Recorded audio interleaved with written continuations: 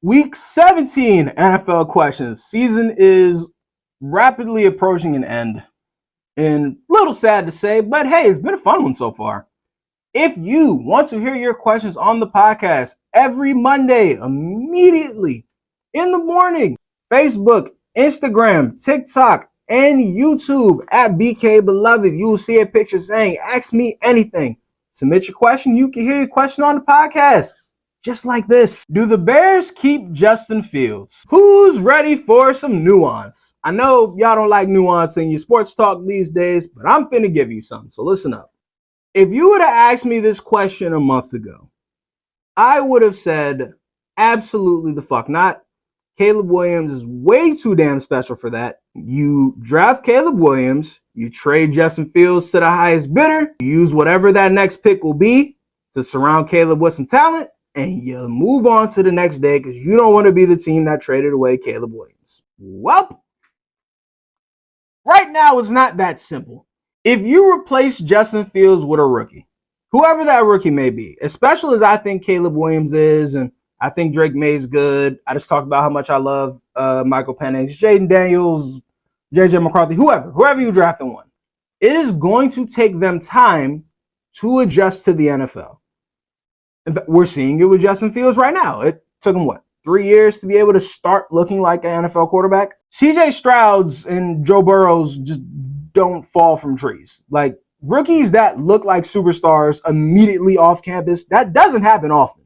I can only think of maybe 4 off the top of my head that has happened to in my lifetime. And I don't think the Bears, as currently constructed, have a roster that would be able to foster a rookie coming in and immediately succeeding. A way to change the roster so that they can have an environment where a quarterback can succeed, you take that number 1 pick, you trade back, and you might not have to trade back too far, more on that in a second. You stockpile some picks, now we can get back to it, more than likely from Washington, who is the worst kept secret in the league, that the Washington new ownership group will trade you their soul for Caleb Williams. They want him more than oxygen right now. Caleb Williams is from DC. There is nothing that Josh Harris, Magic Johnson, and the whole new Washington ownership group would want more than to say, look, Washington fans, we have your hometown hero back. Didn't work out so well with Chase Young, but maybe it'll work out differently with a quarterback. Who knows? They're number 2 right now. So you only got to move back 1. Who's to say that they don't like Drake May more? I disagree, but hey, who's saying they don't like Drake May more? You could draft Drake May, or you could trade back again for another team that loves Drake May. Stockpile even more picks. This is according to Spot Track, which is like the holy grail pro football reference of everything money related in the NFL. If you ever need to know contract and cap space stuff, just go to Spot Track. I promise it's there. Little under $67 million in cap space going into this offseason. That's after they've already re-signed Montez Sweat. It's a lot of money to make some moves. Grab another receiver, some offensive linemen. Starting to sound good, don't it? And for whatever reason, they're not going to fire Matt Eberflus. God forbid anyone learns from the Chargers, but sure, keep Matt Eberflus. At bare minimum, fire the offensive coordinator. And for all that is precious, please call Greg Roman. I have been screaming from the rooftops for the Bears to do this from the first week of the season. Please call Greg Roman. There is nobody who is better at crafting offenses around running quarterbacks who are limited in their ability to understand defenses than Greg Roman. Colin Kaepernick went to a Super Bowl. Lamar Jackson won the MVP. Tyrod Taylor took the Bills to their first playoffs in my lifetime. How much more evidence do you need? So in short, their options are either A, draft Caleb Williams, trade Justin Fields, and be done with it. Not a bad choice. B, trade the number 1 pick of Washington, who'll be at 2. Let them draft Caleb. You draft Drake. You trade Justin Fields. Still end up with a stockpile of picks anyways, and still get the quarterback you want if they like Drake May more. Also not a bad option.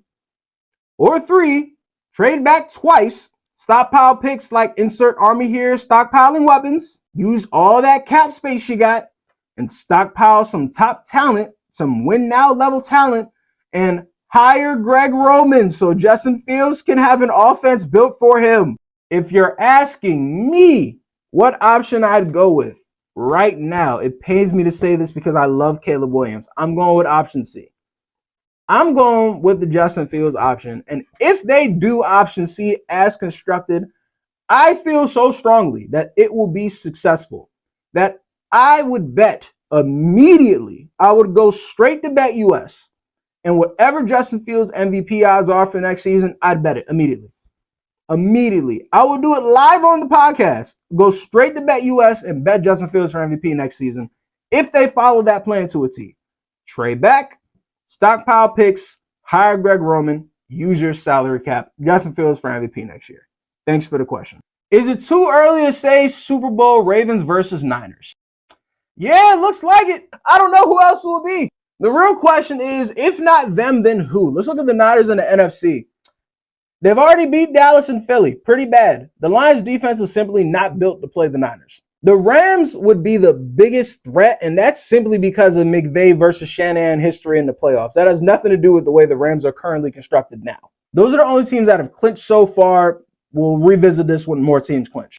As far as the AFC and the Ravens just 50-piece the Dolphins. I think the Chiefs are cooked, and quite frankly, I'm tired of talking about them. Whoever wins the AFC South is losing in the wild card round. 2, the other team that has a clinch, the Cleveland Browns. And I'm about to sound like the biggest Debbie Downer right now, but I don't care. It has to be said. I know y'all love Joe Flacco. I know you do. And I'm about to be very complimentary of the Browns when we get to the power rankings, but I must say this.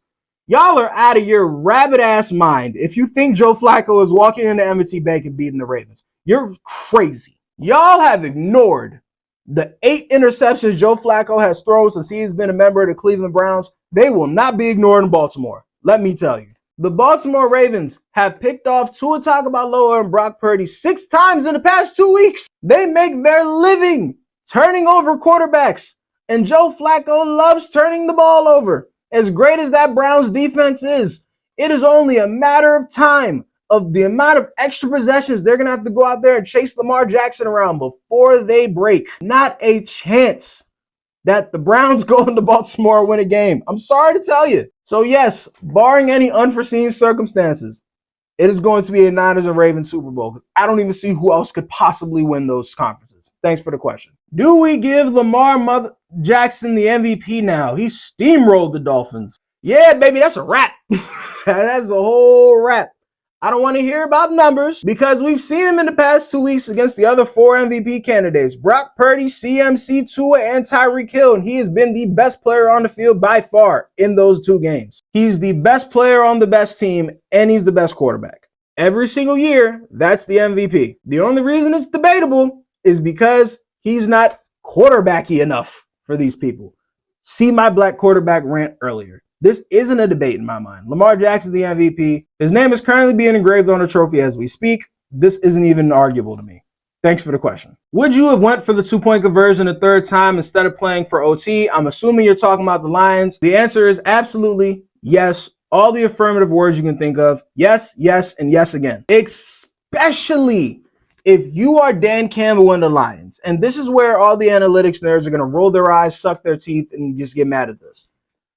When you are establishing a culture, the very culture that has the Lions winning that NFC North, literally for the first time since the NFC North has existed, is a culture of aggression, no risk it, no biscuit. I firmly believe in this team. We're going for it all the time, and we finna get it because we the Lions, and if we don't get it, we gonna make up for it. How could you then turn around and play for overtime after you just watch your team march down the field for a game-time drive? Oh, no. You got to go for 2. And if the ref's on a call that you're sitting there fuming on the sideline about, that kills all the momentum, you're going to go kick your field goal? No. You have to go for it again. You have to. And especially, you got Ben Johnson, who's apparently an offensive mastermind. I would hope you have more than 3 2-point conversion plays on your little play call sheet. And since I'm here, I have to say this. And this is for Lions fans. I need you to hear me. I need you to hear me good. Referees don't decide games. They never have. They never will. One play does not decide a game. It never has and it never will. Few things in sports bother me more than to hear fans whine and complain about refs. Yes, it was a bad call. It was terrible. It was the wrong call. The ref fucked up. Y'all got fucked on that play. That's objectively true. You got fucked. But to hear y'all go, the refs stole the game from us. We would have won if not for the refs. How about you cover CD Lamb? You ever thought about that? You think that maybe has something to do with the fact you lost the game? Best player on the field, 200 yards. Maybe that would have helped. Or how about you wrap up on Dak Prescott so you can get a safety instead of him throwing a 92-yard touchdown to the aforementioned CD Lamb? That's a 9-point swing. I think that's a little more important than a 2-point conversion. Refs ain't have shit to do with that. Come on now. Like that's what I'm talking about. One day I'll get on this podcast, my YouTube channel, or some platform, and I'll do a full film breakdown of some game, any game. I'm just going to pick it, and we're going to go play by play. And I will show you one of two things per every single play, that if this or that would have went differently, the outcome of the play and the outcome of the whole game will change. Because that's how football works. For every play, you could say if this or that did or didn't happen, then the game would have been differently. That's what makes this sport awesome. So no, games aren't decided by one play.